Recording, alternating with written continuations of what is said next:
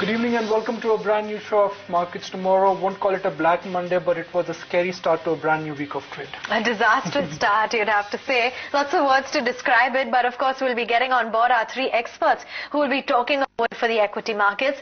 None other than Ramdev Agarwal, Joint Managing Director and Co-Founder at Motilal Oswal Financial Services will be with us. There's Sandeep Wagle, Founder and Managing Director at Aptat, Technical Advisory Services to run us through chart patterns. And joining in also on the show is Amrish Baliga, Managing Partner, Global Wealth at Edelweiss Financial Services. Amrish, let's start off with you and, look at the overall picture, be it the political outcome, the economic outcome, the kind of earnings season that we've seen, the global backdrop. Nothing looks very encouraging. So is it a cautious stance that you'd be adopting? As of now, yes. Looking at the way the markets have corrected, last 2-3 days we had the markets in no man's land, which was between 6,025 to 6,100. But today we have broken that on the downside, and it looks like we should be moving more towards that 58, 50, 1,500 levels. I think the only silver lining which we saw was the PMI manufacturing data, which clearly shows that the sentiment out there is positive. So the future seems better, but at least in the near future, I think we have these issues, mostly the global issues. Emerging market scare is there. So I think because of this, you could have the markets, going more towards the 58, 50, 1,500 mark. Sandeep Wagle, 3 weeks ago, no one saw this one was coming. We are, less than 25 points away from breaking down below the 200 DMA. Nikunj, absolutely. And before I give a comment, I must applaud you that last Wednesday, I think you had talked of the Bank Nifty in 4 digits.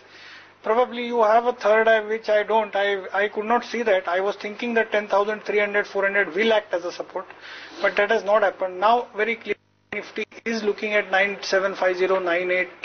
Nifty is looking at 5950, and in case that is taken out, we may be even talking of levels of around 5780 or so.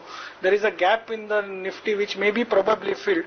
I would watch 5950 very closely, and in case that is taken out, we will go down at least 130, 140 points.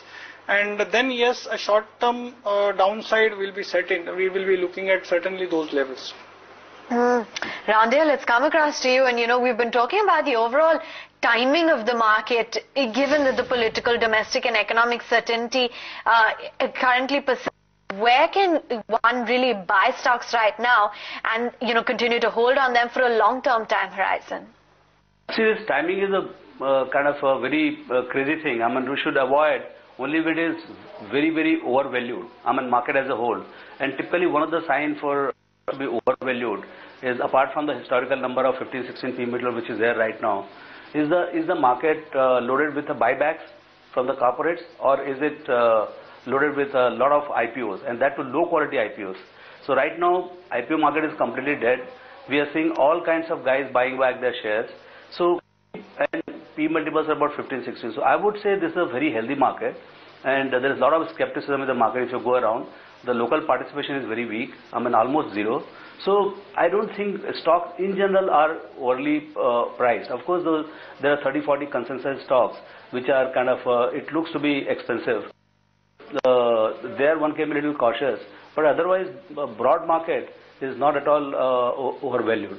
So in that situation, the time is right. I think the real important thing is 85-90% of the problem for the retail and investing class in the stock market is buying the low quality companies. So buying right means buying high quality companies at appropriate price.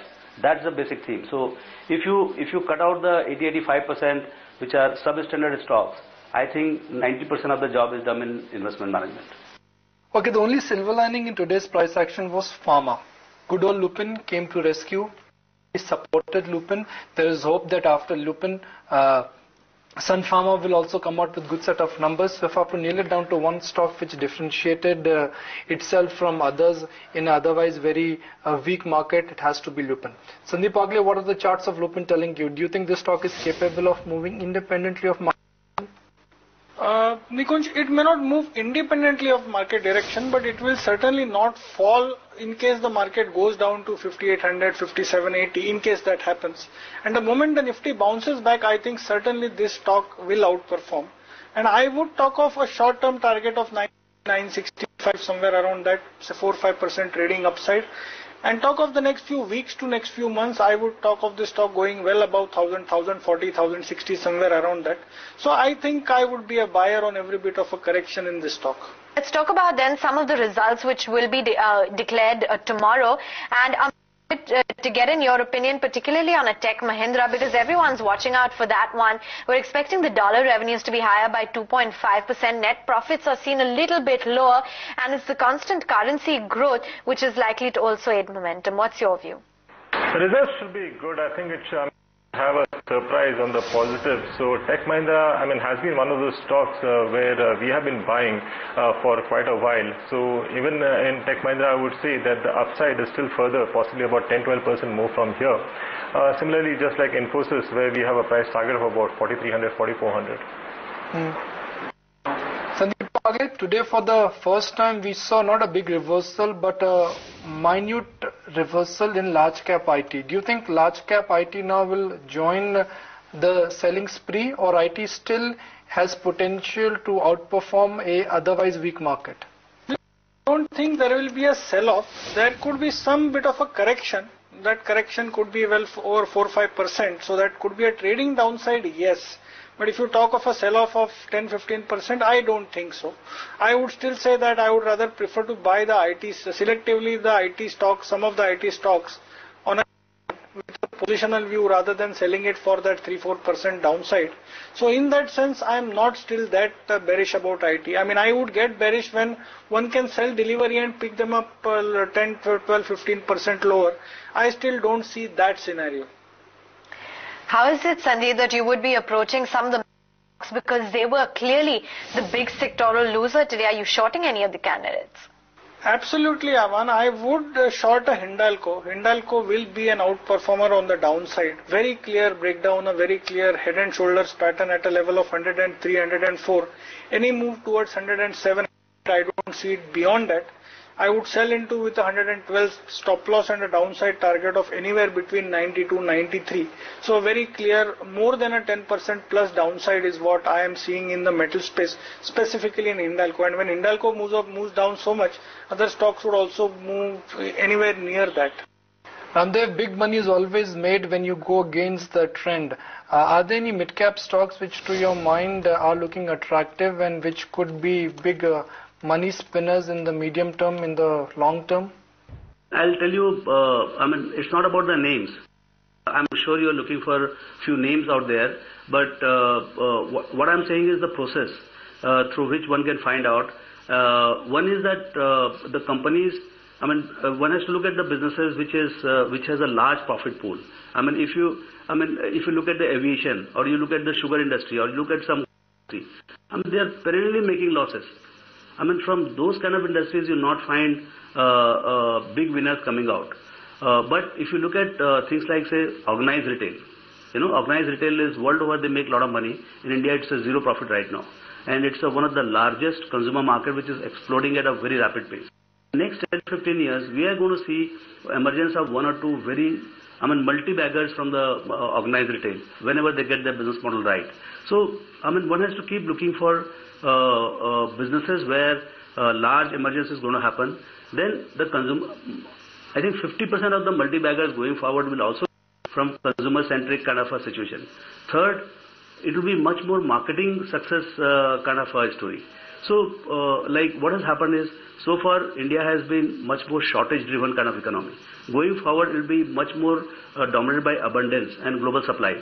So, what will be important is not the production, marketing side of it. So you have to look at those kind of businesses, and instead of bothering about 25 years, if you bother about next 5-10 years, and then scaling it up to a longer period as the time passes, I think that's the way to go about. Apart from that, you will have, the banking, which will be in focus. And what is it, Amrish, that you've made of the kind of results that have been doled out as yet? Do you think that we are seeing a sign now of things turning, for example, in PSU banks such as PNB, which put out a good set of numbers, or are you still a little bit wary when it comes to that basket? still wary about the NPAs, and we have seen that, growing to a certain extent. And I suppose, once you see the March results, I think that will bear the brunt of NPAs. So we are a bit cautious even now, but I think the picks here would be from the private sector space, where we are still positive on Axis Bank and HDFC Bank. But PSU space, I think one should still wait a while longer. Ramdev, coming on Maruti, historically you've always liked this franchise. Are you a bit disappointed as a minority shareholder given what Suzuki is trying to achieve? I was trying to go through all developments, press release, their con call. I am still not able to figure out what they want to do, because in any case the parent company has almost 75% of all the profit pool. If you look at the royalty, post-tax royalty, and they have 57% ownership in the Maruti Suzuki. So they are in any case 75% beneficiary of anything they do in India at a parent level. Only 25% goes to the minority. So by doing this, I don't know what they want to do. It has created a lot of confusion in the minds of minority shareholders. And typically what happens is one manager does with one objective, and later on the same thing is construed as a very different thing, and it creates a lot of problems. So I couldn't see their logic they are saying, at least in public. It was a disappointing day of trade. This is Markets Tomorrow, and we're identifying some of the top stocks that you need to keep on your radar. Let's start off by getting a sense of the dealing rooms and what exactly they're flagging off. Gargi joins in from our research team with that. Gargi. Well, the first one is Lupin. After the numbers, there is on the street that we will see follow-up buying coming in on Lupin, especially since brokerages are expected to raise their targets. Also, most of the analysts we spoke to seem to be bullish after the earnings came out. Look at the stock, 4.5% increase that we saw today. They've posted a net profit, that has been above street estimates, 42% increase from last year levels. Look at the margins too, an estimate of almost they've posted close to 26%, and what was the surprise really coming in is Japan, where the degrowth was expected, but they've posted a growth of almost 2%. The growth in Indian markets too, almost 14%, which was more or less in line with the expectations. But most dealers betting on the chance that brokerages will go ahead, increase the target price and give a bullish note. So Lupin will be a stock to keep an eye out for. Look at Sterling Holidays. That's the other one where we have seen some buying coming in today's session. There are some HNIs who have been buying the counter. Also remember that there has been rumors of a corporate development, possible merger that is expected with a very big, holiday company, and probably on the back was some buying. We've got no confirmation from either companies on the same, but on the back of that we saw some buying. It was a bit of a volatile trade, just about a % increase on that counter today. Kagi, thanks a lot for that. Ramdev, this one is coming your way. Which is one consumer name, Ramdev, you're happy to own for next 5 years? I won't hold it against you. I would be very happy to own. Since you are saying this, I own actually some amount. Marico looks to be a good idea right now. Ramdev Agarwal's next multi-bagger idea? You buy something which is good, and then eventually it turns out to be, because you have to turn lucky of buy something and corporate developments happen, or the category grows very rapidly, or they go global, something is liked globally. So you don't know, if they're starting into hair color and suddenly their brand Livon is very successful, so the payoff could be very large. So you don't know what will work. You buy a business right now, run by a terrific guy and at reasonable price. Sandeep, what is it that you would be spotting on the charts now as in terms of individual recommendations? Avan, I already talked of a Hindalco. I would talk of the levels. A stop loss of 107. Sell a Hindalco with a stop loss of 1, target 95. A sell in Tata Motors, stop loss 341, target 326. And a buy in Lupin, stop loss 908, target 950. Amrish, let's get some closing comments from you as well. What are your top ideas for 2014? No, 2014 clearly is going to be cap goods and infra, because I am looking at life beyond the elections, and hopefully with a stable government you will have both these sectors coming back on stream with a lot of power. So clearly in cap goods it's L&T, infra it is GA infra, as well as ILFS transportation. These are the 2 or 3 stocks which you are picking up. Sandeep, how is it that you would be approaching some of the telecom stocks on the charts, given the badgering that they got today?